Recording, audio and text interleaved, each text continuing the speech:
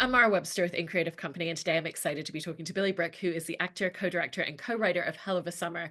And one of the first things that I was interested in was I've heard that you and Finn Wolfhard came at creating this with a really shared sensibility of creating a film together and having the idea of wanting to make something that was within the genre of a horror comedy slasher piece. And I was interested in how having the idea of the tone and the genre first then led to ultimately finding and shaping the narrative of what this film ended up being. We bonded over our love of ensemble teen comedies, and we set out to do a teen comedy first and foremost. And then we had spoken a lot about having it set at a summer camp because Finn and I met on a movie set. Oftentimes, film sets sort of feel like a summer camp experience in a lot of ways. We wanted to get rid of the characters' phones. We wanted to put them in a sort of timeless setting. So the sleepaway camp made perfect sense. And then once we were there, we had both written horror comedy shorts, and we felt as though we wanted to make a horror comedy so that the horror stuff could push the comedy even further and it never feeling like a parody, but having it, the like base idea was you introduce all these characters in the first half of the film, and they all have these weird insecurities, and they all have these like petty arguments and stuff that they're worried about. And then a killer starts picking people off, and sort of you think, because of the way that people are represented in films, that once this massive threat becomes, once everybody becomes aware of this massive threat, that like all their little weird insecurities would go away. But instead, we wanted to like double down on all of them and have it amplify everything. So my character, for example, is like really concerned with how people perceive him and wanting to be seen as cool and like hot. And then when the killing starts happening, that just gets dialed up even further. And then he becomes like really offended that this idea that the killer is killing off the hottest counselors and he wasn't killed. And like Jason, the main character, is obsessed with being this camp leader. And that as the killing starts happening, he like triples down on that. And he's like constantly trying to rally everybody together and be this hero. So that really excited us.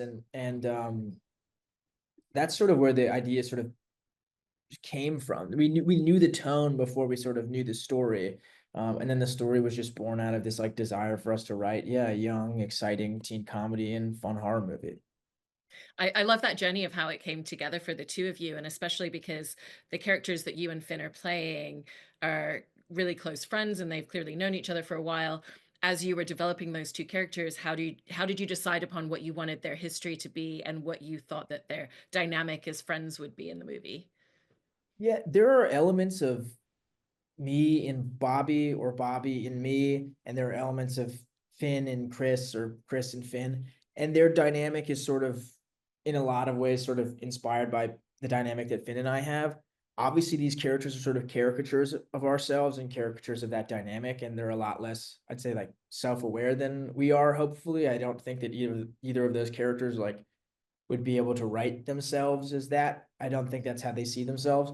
Um, but yeah, as we sort of became closer and closer friends, that dynamic and that history between those two characters just deepened as well. And when Finn and I first started writing the movie, we didn't know each other all that well. And then by the time the movie's coming out, like, there are a few friends I've had that are closer to me than Finn is. So it's been a really fun journey. We kind of talk about this film as a way of like tracking our friendship, and the way that the film developed and the way that we developed as friends throughout the process of making it has been like a pretty fun experience. It's wonderful, and I feel like in the setup right at the beginning of the movie, you kind of give us the scope of what this film's gonna be. We see something happen, so we have a sense of, this has been going on at the camp, and how is this gonna impact the characters? How did you decide what you wanted that opening to be, and kind of how much of an introduction you wanted to give the audience? We definitely wanted to open with, yeah, exactly, the sort of the entire palette or spectrum of what we're like gonna be showing the audience. And you open with a comedy and you introduce these characters in this setting, and then they get killed, and you kind of are like, all right, this is what the movie has in store for the audience. I would say like accidentally, the kill in the beginning is like maybe the most effective kill in the whole movie, or like one of it. So it's kind of like, it's funny for me to be like, it really, this is kind of, in my opinion, my favorite kill. So in a way, I'm like, it's a funny balance of being like, okay, we got maybe the best kill over with like at the very beginning. But then I actually think that a lot of the other kills are like more impactful because you're just sitting with these characters for longer. And there are other kills that I really love and I find really funny. But there was something about like, I remember the day that I came up with the car seat headrest kill, and the visual of it was so exciting to me. And I like, Finn and I were both in Albuquerque filming a different movie, and I like ran over to his place where he was staying just down the street and was like telling him about it. Um, so that's a moment of the film that I'm quite proud of. I love that. And I also feel like it kind of sets the stage for the tone as all of these kids arrive as counselors at this summer camp, because you know inevitably something's going to start happening to them, but you don't know when it's going to happen. And there's almost these beats of suspense that suddenly become a moment of comedy. And I was really interested in how you kind of navigated finding that, because I think it plays so well. Just that, is it going to be a jump or is it going to be a laugh? And you kind of don't know which way you're going to go in. Yeah, exactly. I mean, yeah, once you establish that there's going to be a killer, then you're just wait. It's like a ticking time bomb, and you're just waiting for it to happen. And we really had a lot of fun playing into that. And I think like the scenes that you're referring to, there's certain things in the edit that we've done and that existed in the script where like my character sort of sitting alone at one point on the beach, and then we're hearing the creak of a bow, and we see a close up of an arrow about to fly, and it's sort of intentionally misleading that the arrow's maybe going to be shot at me, but then it transitions into this archery sequence, which becomes like a very sweet sort of rom-com type scene between these two main characters.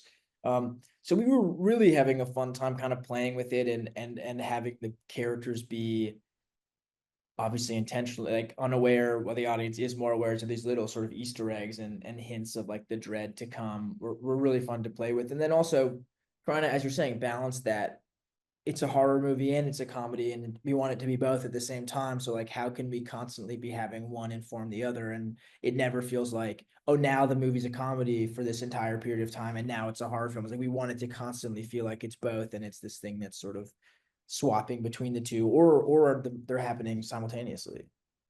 I love that, and I also feel like there's a lot of scope and space that you get to play with the characters in, because they're all at this really transformative stage of life. For your and Finn's characters, for example, it's their first year as camp counselors, and they were obviously campers at this space before. So they're like, okay, we're so much more adult now, but what does this actually mean? And how do you feel like that particular age point for the majority of the counselors and the staff kind of gave you a lot of space to navigate and play around as you were developing them? It was interesting because we started writing the script in 2019. I was 19 years old. Finn was like 16, turning 17. So we were that age. Like we were the age of the younger camp counselors. And we had written this Jason part as this 24-year-old with sort of obviously the feeling of when I was 19, I had felt that I had left my childhood behind, and I had all that sort of feeling within me. And I thought like, oh, I'm out of high school now. Like all this stuff, like my childhood is over. And then now I'm 25 and I'm like older than the character that I wrote as the guy who was too old initially.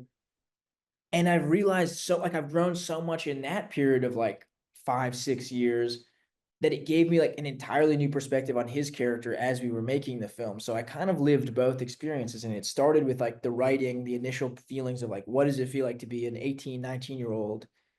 Um, and then the idea of a 24-year-old. And then by the time we're shooting the movie, I'm like already 20. I kind of am already in that other headspace. So I felt like I got to do both. And it was a really rare experience because obviously young people are not often given the opportunity to tell stories about people that are, it's like rare you see a film about young people that is made by young people, just because of all the how hard it is to get a film made.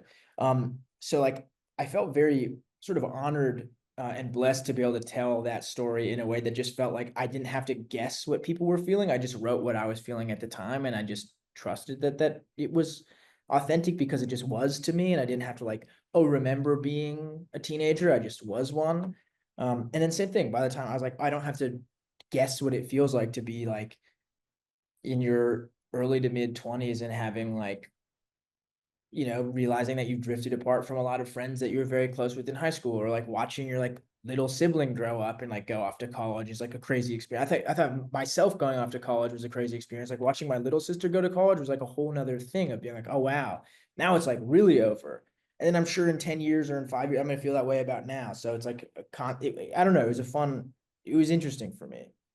I really love that in terms of the experience and just like the way that that informs a lot of the movie as well. And there's also all these aspects of, yes, the movie takes place at a summer camp and there's things that are very specific to that world and that environment, but there's the universal thing. Everybody knows what it's like to be, you know, questioning things with your friend, and what does it mean when your friend starts dating someone, or what does it mean to feel like you want to be part of this group and they're not really accepting you. And so how did you want to use the bubble and the space of a summer camp to really touch upon those things that actually feel quite universal, no matter what age or what space people are in? Yeah, and I would extend that beyond just the summer camp thing, but into the sort of idea that this is like a Gen Z story or like a contemporary teen comedy, because those are themes that I think teenagers feel now, and they're themes and they're things that people went through 50, 60 years ago. It's like the experience that people have as young people, I think is a lot more similar than they might realize. And I think people are quick to write off like, oh, I don't understand this new generation. They don't go through any of the same stuff as I did because they had a completely different experience as I did growing up. It's like, well, actually, probably not. And I can watch a coming of age movie from the 60s or from the 70s and completely relate to how these characters are feeling and what they're going through in the same way that I think that somebody could watch this and remember that going through these same things because these are universal experiences. So, and then same thing at the summer camp. It's like I went to summer camp for one summer or like 1 week, one summer, a sleepaway camp. I didn't have a great experience, but I always like longed to have a great summer camp experience. And I had this sort of romantic idea of camp because it feels like that place where you go to reinvent yourself in some ways and sort of discover yourself. So that really excited me that these characters are all coming to present this new version of themselves 1 year later. And I think that it just made all that other stuff a lot more accessible. So like it's easier to be worried about how people are thinking about you if this is the first time you're seeing them in a year and you're trying to like reinvent yourself or like feeling like, oh, what's going on with my friend here? Like I came here to have a cool summer with him and like we're gonna had all these plans together and like he's now going in a different direction. So we really did want to write a movie that felt universal in a lot of ways and then very sort of specific in the voice and in the tone and sort of specific in the setting as well. And even what you just mentioned there about it's the first time these characters are seeing each other since last summer, so there's a whole year in between. That creates this interesting dichotomy of we all kind of know each other, but we also don't really know each other at the same time. And I think that adds to some of the tension between them when it's the situation of there's a killer amongst us and it's someone that we know, but we don't know each other well enough to rule each other out. And so do you feel like that actually added to a lot of the suspense that you were able to build? Yeah, definitely. I think it absolutely did. That idea that these are your summer friends and that these aren't the people that you'd necessarily be hanging out with in the school year, but because you're all in this place, like isolated together, you're sort of forced to get close. But then, yeah, exactly. On the flip side of it, it makes everybody suspicious of everybody else and specifically suspicious of Jason. And I think had these characters maybe have known him better and not known him as just like, oh, that counselor guy who like every summer is doing this thing and is this sort of like plucky, happy-go-lucky guy, and they knew him like personally, I think they'd be a lot less suspicious of him. But because he's this figure that only sort of exists to them in the abstract as like an older camp counselor, I think it absolutely helped at least let them be more suspicious of him and sort of create tension between them. Um, and I also think it just helped it. I just think it makes it funnier that these people don't really know each other that well. And I heard that you and Finn kind of based some of the idea of what that feel of the summer camp bubble would be like based on your experiences on sets, because that's a very similar space. It's, everybody is each other's entire world and nobody leaves, and you're the only people that you have to talk to about things.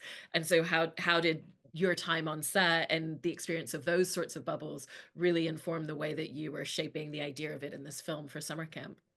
Yeah, well, when you show up on set, normally you don't know anybody. So this idea of like making a first impression with somebody, and you're thrown into these activities together. And it can't be active. Like obviously it's work and it's a job, but you're thrown into this thing that's sort of bigger than yourself with all these people, and they are the only people that you see. And oftentimes, if you're on location, you're not at home, obviously, and you're sort of like in the middle of nowhere. So is this very intense like bonding experience that does feel like summer camp. And oftentimes you'll like meet somebody on set and you're like, oh, this is my person. Like we get along so well because we so desperately want to get along so well. And like we're gonna hang out all the time after this. And then the movie finishes and you like don't see them very often. And you still like that person, but it's like that idea of being like a set friend and then felt similar to me the idea of being like a camp friend where it's like, oh great, oh let's keep in touch this summer or like this year, and like you don't, and then you see them when you see them. um and then also, yeah, like we started writing the movie, we're filming this Ghostbusters movie, and I'm staying at a hotel with like all these other young actors who are all like very excited to be there. And there was this like sense of sort of like anxiety and everybody wanting to do a good job and everybody wanting everyone to like them that really did feel like a lot like summer camp. So it absolutely informed it. I also wanted to ask you a little bit more about shaping Fred Hetchinger's character, Jason, because I love the boundless optimism that he just immediately comes in with. And no matter how many times everybody just ignores him or cuts him out or realizes, actually, we've been coming to this camp for 8 years and I don't even remember your name, he still kind of always comes forward. He's got that kind of golden retriever energy to him. And I was interested in how you and Finn really shaped that, and then the way that Fred's energy really elevated and added to it as well. Yeah. I mean, the whole point of the like stepping back to some of the whole idea of the script was about a bunch of people who can't help but be themselves.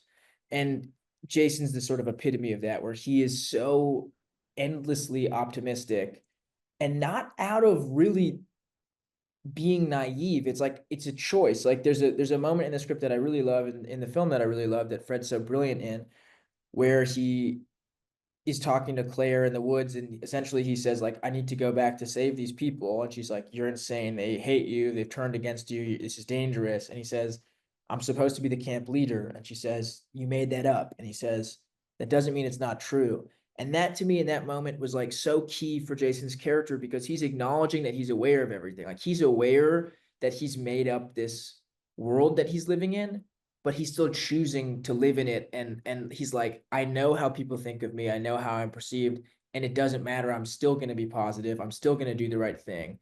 And the idea that he is like a hero in his own way, and he doesn't transform into this like action hero, he doesn't have to become like a killer out of it, like he always is leading with kindness and positivity, and that's how he's able to like navigate the slasher side of the film, was like so exciting to me. And then Fred, I mean, he's just like a really wonderful actor. And when we met with him, we weren't sure if he was going to be able to do the movie because there was a scheduling issue, and we had like we were supposed to meet for about 40 minutes to just have a tea and talk. It ended up turning into like a 4.5 hour conversation about this film and all these other films that we loved and our lives. And he's just such a thoughtful, smart guy, and a really, really thoughtful actor, that he brought so much to that character. But then also, like, he immediately understood what we were going for. And like one of the first things that he talked about was that scene that I just brought up with you, with them in the woods. And he was like, to me, this is the character. And I was like, great. To me, this is the character. Like he picked up on the same things on the page that like on essentially everything we were hoping he would pick up on, he picked up on, and then just brought more and more and more to it, and really grounded it in a way that like I think there's a lot of people who there's a read of that character that's like maybe two-dimensional, or like maybe even like one note, sort of like, oh, this happy weird, but Fred brought such a life to it, and there's like a groundedness to it, and there's a vulnerability underneath it that I think is so makes that part like really special. And yeah, he was just a great producer too. Like he completely understood the film and like really fought for us so in so many ways. I also think, to your point of Fred's character and the fact that he maintains to be exactly who he is, and you were touching upon earlier how essentially all these characters stay who they are. How did you and Finn, as you were writing the script and you were looking at what their responses were going to be, really figure out how are they going to respond in a situation like this? Because for some of them, it is to try to save others, and for some of them, it's to be quite narcissistic and to just look after themselves. Yeah, I mean it depended on the characters really, and what sort of felt true to them, and the idea that their like true nature would be revealed when this terrible thing happens. And in a way that isn't even necessarily a bad thing. Like the character Ari, who is the whole time, he has a peanut allergy and is like he's just on edge the entire film because he's someone who feels like he's just like survivor, and he's constantly had to battle this like mild nut allergy that he has. So to me, it made so much sense that as soon as he becomes aware of everything, all he wants to do is just like shelter in place. He doesn't want to take any risks. He just wants to like survive by any means. And that in a way, like he becomes very aggressive about that. And he's like really pushing people and pushing back on this idea of like, let's go do this. Let's try to get help. Let's go help someone else. And he's like, fuck that. I'm gonna just stay here and do my thing. So to me, that felt in character, or like my character, for example, I think desperately wants to be the cool hero guy, but ultimately, like, for the most part, he's not. And like, he really also wants to just sort of look out for himself. But then, because of his love of his friend and this like amazing friendship that he has, he is sort of forced into reluctantly being a hero again in his own way. It's like he doesn't all of a sudden become selfless. Like his even at the end, his like priorities, I would say, are sort of out of whack. But like I always loved the idea that these people would be aware of who they wanted to be, and also just kind of have to be, yeah, as I said, like who they are. Definitely.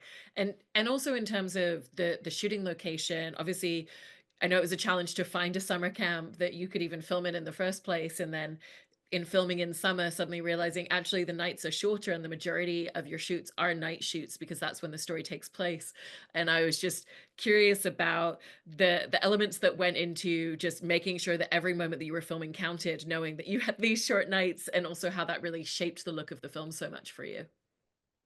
Yeah, it was a crazy, crazy, crazy experience. We tried to do as many day for night shots as possible. So a lot of the interiors that are set during the nighttime were filmed during the day, and we just would black out the space around. Like we'd like put a black tent essentially over the little cabin, and then our DP was like amazing, and would light as if there was moonlight coming through the windows, and in like a really fun natural way. Um, so we did like everything we could possibly do to squeeze every minute out of every day that we had because it was such a tight shoot.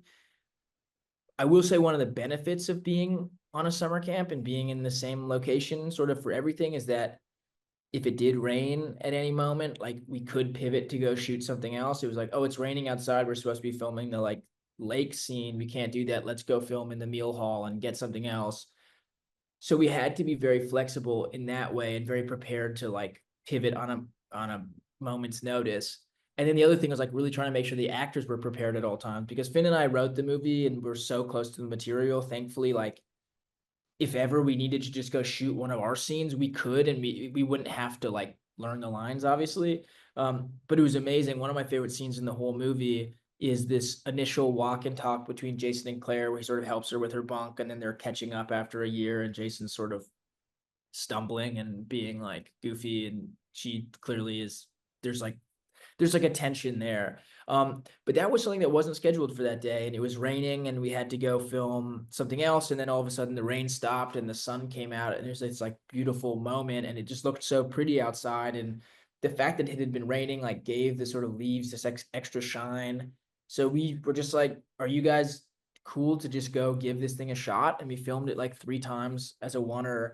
Um, and they were like spectacular in it. And because I think they had liked that scene, they were already sort of prepared to do it. But there were definitely benefits of shooting on the camp, and yeah. Although I will say it always took longer to move than I thought it would, because they're like, even if you're moving 200 feet from where you are, like it just takes so long because there's so much equipment. It's like, oh, we have to move every single thing over here. So like I'd often be like, oh great, and like we'll pop over to this bunk and get this. And it was like, oh no, we won't. We will not. It's gonna take a long time to get across this field. It's like we have to bring every single person, every single thing, every single item. Yeah. Also, in shooting this film and kind of figuring out the kills along the way, I wanted to ask about that because I've heard you and Finn discussing the fact that in post-production you kind of really found some of the tone of those a little bit differently, as well as pulling back a little bit more on how much you were showing the audience because of the way that it would shift into these darker places, and then how does it sit back and flow back into the comedy. And I was really interested in what that looked like for you both.